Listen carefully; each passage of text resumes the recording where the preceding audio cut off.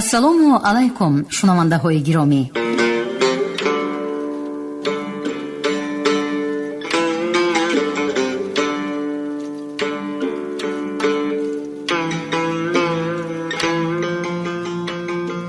ба таваҷҷӯҳи шумо идомаи силсила гуфтори хонишҳои бадеӣ аз рӯи рамани сегонаи нависандаи халқии Тоҷикистон Ҷалол Икромӣ, духтари Оташ, 12 дарвозаи Бухоро ва тахти Вожгон. шунавандагони арҷманд, акнун ба қироати қисми дуюми рамани сегонаи Ҷалол Икромӣ 12 дарвозаи Бухоро оғоз менамоем. ҳоло гуфтори 29-ро аз рӯи ин раман бишнавед. ровӣ ализода абдурашид хоҷамқул. қисми 10.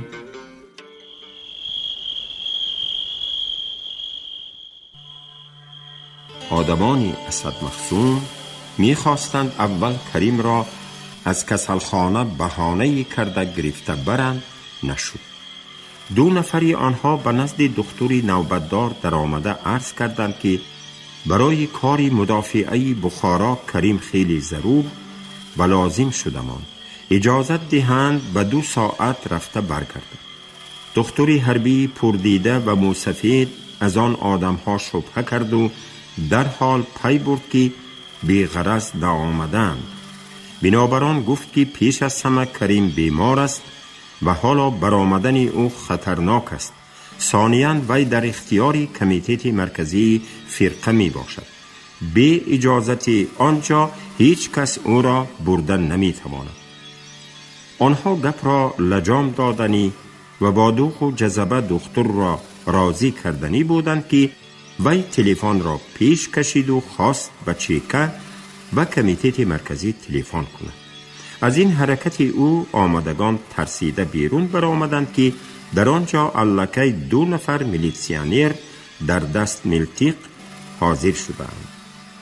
پس ناعلاج به اسبهای خود سوار شده رفتند. در این خصوص دکتر همشیره‌های طبی نوبتدار را آگاهانید که هوشیار باشند، هر کس را به نزد کریم نمانند. بی رخصت دکتر شبانه کریم را بروی حوری هم نبرارند. یکی از آن کمپیرهای لقی این ماجراها را بی کم و کاست حتی واهمه کرده به کریم گفته داد و علاوه نمود که کریم هوشیار باشد، شبانه بیرون نرود، به او سوء قصد کردنشان ممکن است. پیش از آن کریم خود را خیلی خوب حس می کرد. یک اندک تب و سلفه گویا به وی خللی نمی دادند. دلش می خواست که زودتر از کسلخانه برآمده به یاری محبوبه شتابد و از اسد مخصوم نقار گیرد. روزانه وقتا که دکتر به وی باز بعضی طبابت و داروها را فرمود، ناراضی شد. نه دکتر، می گفت وی، به نصیحت دادنهای دکتر گوش نداده. من صحت شدگی، این اندک تب و سلفه از درد و علم دل است. چطور می شود که محبوبه مرا از دست من زده گیرند و من براحت خواب کنم؟ نه، من می روم، یا می مرم یا نقار می گیرم. مایلش، می گفت دکتر، لیکن به تو یک سوال. آن دیواری سنگین دیده ایستادی که خیلی مستحکم ساخته شده است. اگر ناگاه غیرتت جوش زند و به تو خواهشی پیدا شود که به هیچ اسباب تنها با قوه بازو این دیوار را از میان برداری، می توانی؟ نه، یک فکر کن. می توانی؟ من از تو می پرسم، می توانی یا نه؟ نمی توانی و اگر زوری بیهوده زنی میانت می شکند. بله، اسد مخصوم لشکر دارد، ملتیق و پولمیاتی نو دارد، ما دادگی. بعد خودش حیله‌گر و فریبگر و ظالم و خونخوار است. چطور می شده است که یک بچه بی عراق کسل نیم جان می رفته است و اسد مخصوم را کشته محبوبه اش را خلاص کرده می آمده است؟ خیالی کوکناریگی. خیر، فرض کردیم که تو رفتی لیکن به باششگاه اسد مقسوم در آمدن آسان می؟ تو را به همین حالت به یک سنگ راه نزدیک نمی مانم. راهش را یافته می روم. نمی توانی. زمانی مهتربادی یلدای سمرقندی گذشته رفت. بیدرک عذاب می کشی و کاری کرده نمی توانی، لیکن اسد گناهت را به گردنت مانده تو را تیرباران می کند و به خودش باز آبروی علاوگی خریده می گیرد. خیر، چیکار کنم؟ صحت شدن لازم، قوه و توان گرفتن لازم، انا بعد با مصلحت عاقلانه با دوستان دست به هم داده کار کردن لازم. پس از این مصلحت طبیب عاقل و رازدان کریم خیلی فکر کرد، دور و دراز اندیشید و قرار قطعی داد که در حقیقت پیش از همه صحت شدن لازم. اما این خبری که نیمی شب در وقتی بیدار خوابیش کمپیری لقی به وی گفته داد، قرارداد او را ویران کرد. و دیگر عزمش را جزم کرد که پگاه به نزد دکتری کلان رفته اجازت می خواهد خودش را و هم آنها را از تشویش خلاص می کند. اولی پگاه دکترها دلیل او را شنیده راضی شدند و به دستش کاغذ نوشته داده او را گسیل کردند. کریم خانه عصا را می دانست. بنابراین از دکترخانه برآمده راست به کوچه خیابان و از آنجا به گذری میردوستین به حولی بابا زرگر رفت.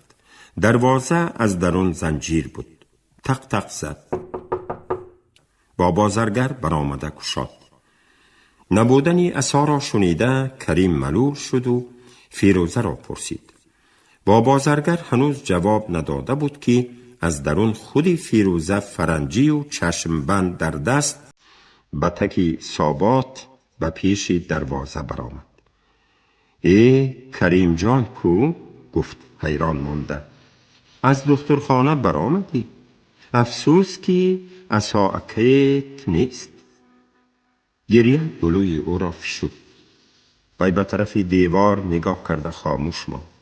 این حالت او کریم را به هیجان انداخت. چی شد؟ اکا عصا به کجا رفته؟ فیروزه واقعه شبانه را مختصراً بیان کرد و علاوه نمود. من حاضر به اداره امک حیدرقل رفته ایستادم. اگر خواهی بیا همراه رویم. کریم کمی اندیشه کرد و بعد سر برداشت. میلش، می رویم، گفت وی. شاید به درد من هم دوا یابیم. فیروزه برگشته بر روی کریم نگاه کرد، اما کریم ملولانه سرش را خم کرده بود. بابا زرگر به حال کریم پی برد و گفت البته حکومت شورایی عرض شما را می شنود. رویتان، اگر شود به خود فیض الله خواجه‌اف عرض کنیتان. خوب، گفت فیروزه و فرنجیش را به سر گرفته چشمبندش را برو پرتافت. در کوچه آنها خاموش، هر کدام به فکر درد خود پس و دنبال راه می گشتند. فیروزه امشب خواب نکرده باشد هم به چشمانش آثار خواب نبود، فقط سرش وزنین و خیالاتش تیره بودند. چی شد؟ بحثا چیکار کردند؟ نخواد که آدمی چیکه را برده خبه کرده مانند. پس اسد مقسوم خودش کی؟ انقلابچی؟ عکس الانقلابچی؟ لجام او را می کشیدگی آدم نیست مگر که وی اینقدر خودسری می کند؟ آیا حیدرقل فرمان داده خود همین روز خود حاضر عصا را از بند اسد مقسوم خلاص کرده می تواند؟ کریم به کوچه ها، برسته و بازارها مثل آدمی از صحرا آمده نگاه می کرد و به چشمش هر چیز نو و دیگرگون می تافت. وی از طی منار بارها گذشته و حتی در روز دوم انقلاب بخارا به بالای منار برآمده و اندازه جایهایی از تیرهای توپ ضرر یافته نوگ منار را سنجیده بر رفیق کویبیشف عرض کرده بود. اما حالا با حیرتی تام به آن نگاه کرده می رفت و قریب بود به زیر عرابه ماند. بلی، وی کوشش می کرد که خیالهای تیره را از خود دور کند و تا ممکن است درباره عایشه فکر نکند. ولی این ممکن است مگر؟ تو عاشق باشی و دلدار داشته باشی و به امید وصل ابدی باشی و آن را از دستت زده گیرند و تو نتوانی خبری شنوی و چاره بینی. مگر از این سخت‌تر جزا فکر کردن ممکن است؟ نه، هرگز نه. علاجی تو همین که یا از جان میگذری یا به دلدارت میرسی. آنها حیدرقل را در کابینتش یافتند. وی با میرک صحبت کرده می نشست. سلام کریم جان، گفت وی خرسندانه. هر چی صحت شدی؟ از کسلخانه جواب دادند. سلام عمک جان، گفت کریم. ها، جواب دادند، لیکن با خواهش خودی من. در این دم فیروزه چشمبندش را برداشته سلام داد. حیدرقل با فیروزه پرسپاس کرد و باز به کریم مراجعت نمود. چه خیل با خواهش خدا. کریم واقعه را گفته داد و علاوه نمود. به امید به خانه اساکیم آمده بودم. این کس هم میدانم، گفت حیدرقل. حاضر میرک خبر آورد. خیر، شنیدان مصلحت میکنیم. فیروزه از پهلوی میرک نشست و واقعه دیشبه را به تفصیل گفته داد. من خودم اساعمکم را دیدم، گفت میرک و گپی کلانها همراه شده. دادیم کتی نان و چای برده دادیم. در سرخانه تاریکمی در بین حبسی های بسیارمی زود پرسید فیروزه. نه، گفت بیغمانه میرک. آن کس در یک خانه کلان، باز 2-3 کس همراهشان چخچخ کرده ششته. و فیروزه خارید گوی که خفن نشود گفتند. انا باز چی غم میخوری؟ گفت حیدرقل به فیروزه. خانه کلان باشد، همراهانی موافق باشند، چخچخ باشد، نان و چای باشد، باز چی؟ پروا نکن. خیر به تو آفرین پسرم میرک. اکنون به خانه اتان رو، آنیت منتظر بودگیست. ما انا پول را گیرو از قصابی نیمچه گوشت خریده گرفته بر آنید گفته بودند.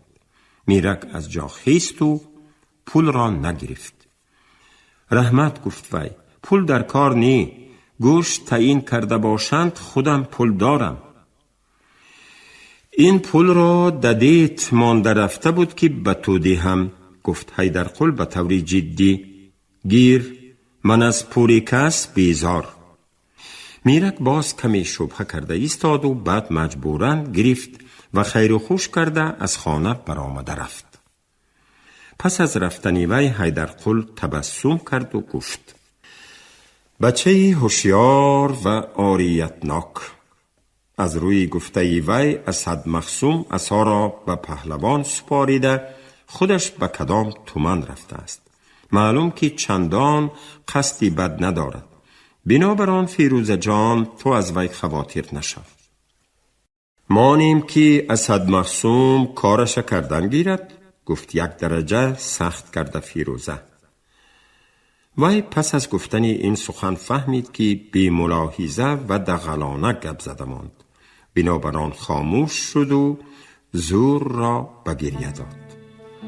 در خانه 1 درجه خاموشی حکمران، فقط حقوق گریستن فیروزه شنیده می شد. آسوده شو دخترم، گفت نهایت سر برداشته حیدرقل. مسئله اسد مخصوم چندان آسان نیست که من و تو حل کرده توانیم. و این مسئله یک قسم اعضای حکومت و راهبریت کمیته فرقه مداخله کرده حل کرده نتوانسته ایستادند. تو گمان میکنی که من آسوده نشستم؟ من میبخشید گفت فیروزه، از برای عصا دلم خواتیر. میفهمم. عصا را خلاص کرده میگیریم. عصا اکیم را از برای من گرفتگی، گفتمان کریم. گمانی من هم همین، گفت حیدرقل. شاید میخواهد از وی بعضی چیزها را فهمیده گیرد، یا که عصا را در بین خودش و تو میان رو کردنی. به هر حال در اینجا مسئله سیاسی نی، این جنجال شخصی. خیر، در کجا دیده شده است که؟ گفت فیروزه میخواست ایرادی گیرد. حیدرقل با دستش اشاره کرده سخنی او را برید. میفهمم. همه این گیرودارهای وی غیر قانونی، تجاوز و زوراوری است. حکومت شورایی باید بر ضد این گونه کارها مبارزه برد. باید این طور سردارها را به مسئولیت کشیده جزا دهد. لیکن چی گویم به شما؟ اولش این که وی در خود راهبریت حکومت بخارا طرفدارهای زور دارد. بعد قوه حربی در دستش و در این دم تلفن زنگ زد و حیدرقل سخنش را بریده تروبکه تلفن را برداشت. من حیدرقل. بله. سلام رفیق فیض الله خواجه‌ایف. سلامت باشید. خوب میلش. من هم میخواستم که در همین باره با شما گفتگو کنم. کاتب ها نیستند. یک تیشان به تاشکند رفتگی، آخچورین در چارجوی. خوب حاضر. حیدرقل تروبکه تلفن را به جایش گذاشت.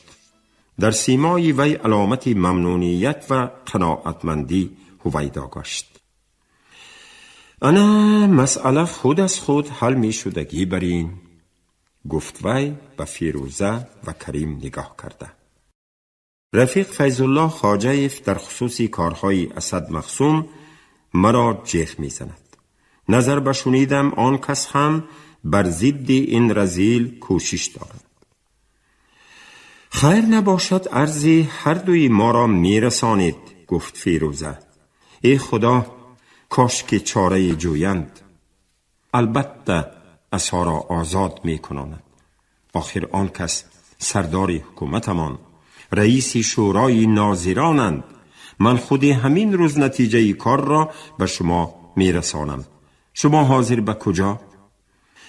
اگر اجازت باشد، گفت کریم، من به نزد رفیق کویبشیف روم. میلش، گفت حیدرقل. از من سلام رسان. هر سه از جا برخاسته بیرون برآمدند. در راهروی حولی یکی از کارکنان مسئول با حیدرقل واخورده پرسید که به کجا می رود و به شورای ناظران رفتن او را دانسته به فایتانش تکلیف نمود. حیدرقل هم این تکلیف را با ممنونیت قبول نموده با جوانها خیر و خوش کرد.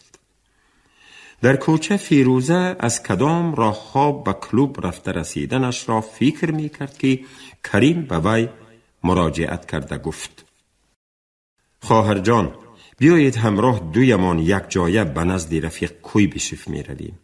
اگر قلای باشد عرض می کنیم. به فکری من رفیق کویبشیف به درد ما دوا یافته می تواند. وی آدمی مهربان و غمخوار است. من نقص می دانم. فیروزه حیران شده ایستادند. چه خیل می شده باشد؟ آن کس مرا نمی شناسند. عصا را هم می شناسند، گفت به طور قطعی کریم. رفیق کویبشیف همه ما را می شناسند و البته من و شما را مایوس نمی مانند. آخر امکی حیدرقل به پیش فیض الله خواجه‌ایف رفتند کو؟ خیر، هیچ باکی نی. بیایید رفتیم. چی یک قوه خود از خود مجبور کرد که فیروزه هم به کریم همراه شود. آنها راست به سوی سفارتخانه روسیه شوروی روان شدند.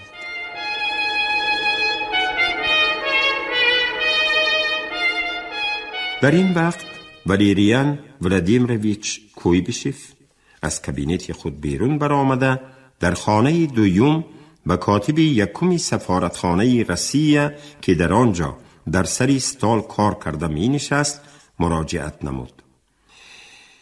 امروز به گمانم پنجشنبه گفته پرسید وی.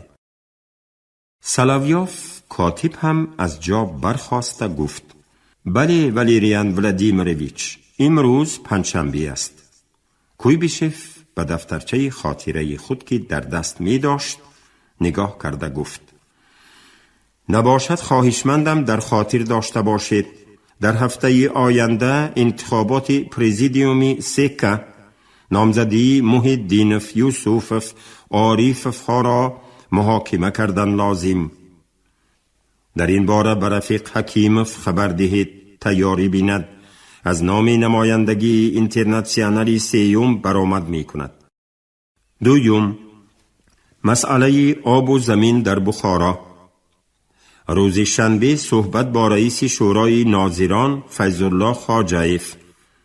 بله، رفیق فیض‌الله خواجه‌ایف بسیار ضرور.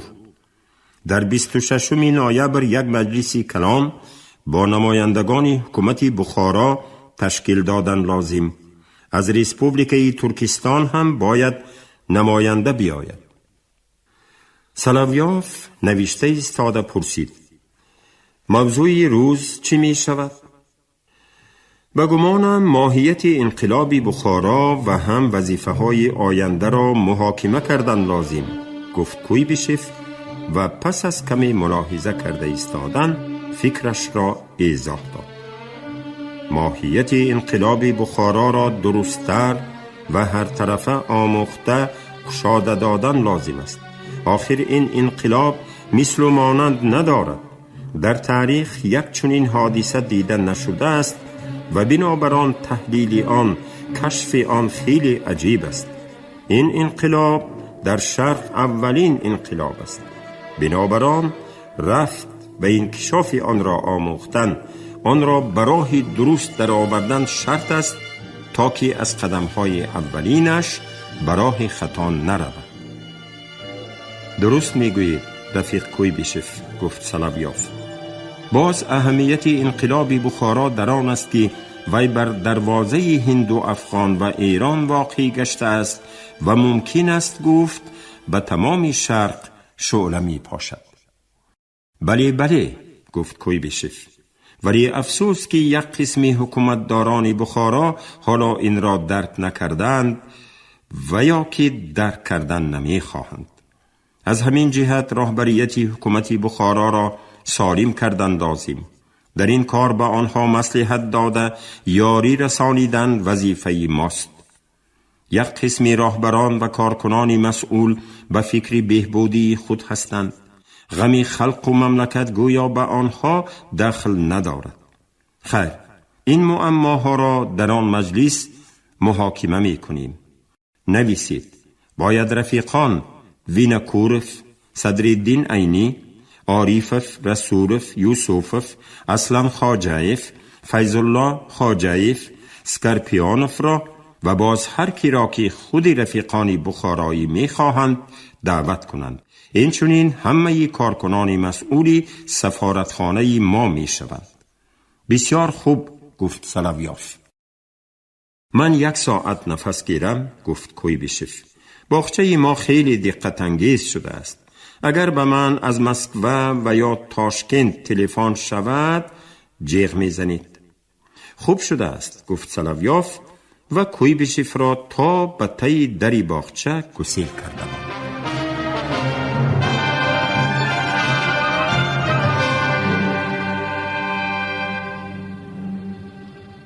یکی از روزهای نیمه دوم ماه نوامبر، هوا صاف، در آسمان فقط 2-3 پارچه ابر سفیدی پریق و مانند در شعله آفتاب بیملال شنا کرده می گشتند. برگانی درختان از گوناگون رنگی خود چشم کس را خیره می کردند. زرد، سرخ، کبودی بلند، نافرمان و غیره. هر وزیدنی نسیم بر روی زمین 10 برگان خزان را می آورد. اما گلزار هنوز باقی بود. خصوصاً گلی صدبرگی سرخ و گلی تاج خروس خودنمایی می کردند. گلی عشق در پیچان باشد تا به نوکی درختان اطراف گلزار پیچیده برآمده، از بین برگهای کبودش گوشه گوشه تخمهای پخته خشکیده آن نمایان شده می ایستادند. زنبورانی عسل مانده نشده کار می کردند. به والریان ولادیمیرویچ خصوصاً گلی نازبو معقول بود. وی پس از مصلحت باغبان هر روز برآمده از نوگ نوگی گلی نازبوی جای تخم کرده اش را پوچیده می گرفت. بنابراین دسته های نازبوی قد و برمانده بوته بوته شده بودند. کویبشف با آب پاشک آب پاشیده از روی برگ نازبو و دیگر گلها چنگ را دور کرد. بعد با کاردی درازی که در یک کنج گلزار باغبان خسته مانده بود خاک زیری بوته ها را ملایم کرده بود. بعد برگهای خزان را که بروی گلها و به گلزار افتاده بودند چیده گرفته و دور پرتافت و در تمام مدت این کارها وی فکر می کرد. مینه او نائیست در سری مسئله های گوناگون ایستاده محاکمه می نمود. بخارا، می گفت وی در خیالش، شهری قدیم و مشهوری شرق زمین. بیدرک نیست که در این سرزمین اینقدر علامه های دهر به میدان آمده عمر به سر بردند. انا حالا همه بایگری آن، همه گل و عطر و سمن آن ماری خلق شد. مهنت کشان مردم هنرمند این مملکت آزادانه نفس کشیدند و باید اکنون بیشتر از پیشتر کار کنند. همه هنر و صنعت خود را برای اولاد خود به خرج برد. بله، برای خلق بخارا از آب و زمین هم بیشتر کادرهای پردان، راهبریت عاقلانه لازم است. همه این مسئله ها را در روزهای نزدیک حل کردن لازم. لیکن من حس می کنم که خسته و مانده شده. زنم پسرکی خورترکم مرا در تاشکند منتظر. من هم آنها را یاد کردم. بهتر می شد که آنها به اینجا بیایند. هوای گرمی بخارا تمام شد. میوه فراوان و آسودگی هم گویا برقرار شد. با پسرچه مشغول شده خیلی آسوده می شده. وی حالا کلانک شده ماندگی است. در این دم از داخل بینای سفارتخانه سلاویاف برآمده عرض کرد: والریان ولادیمیرویچ، کریم با یک نفر زنک آمده است. کریم؟ خرسند شده پرسید کویبشف. معلوم که صحت شده است. بله، گفت سلاویاف نامعین و خاموش ماند. چی؟ آنقدر صحت نیمی؟ با زنش آمده باشد می. کنی رویم؟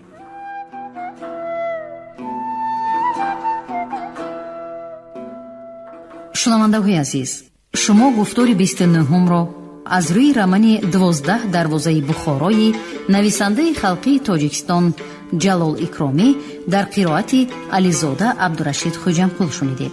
коргардон шералӣ нағзалӣ, садобардор карим толибов. поёни гуфтор аз силсилаи хониши бадеӣ. шод бошед.